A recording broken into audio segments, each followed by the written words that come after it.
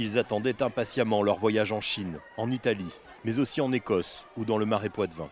Les élèves du collège de Florac comprennent les mesures d'annulation liées au coronavirus. En revanche, ils s'inquiètent quant aux conditions de remboursement des billets.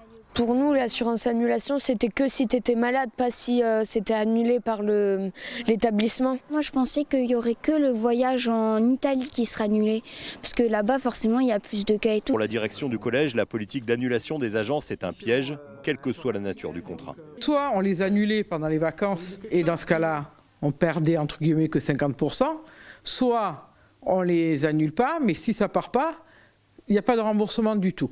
Le rectorat affirme de son côté que les remboursements auront bien lieu, car l'ordre d'annulation vient du ministère.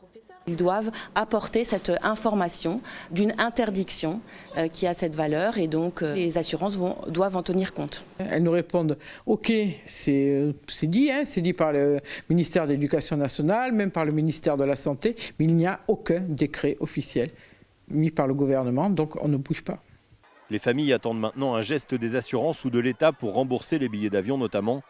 Pour les élèves issus de familles modestes, le voyage scolaire, c'est souvent le seul moyen de s'évader dans l'année.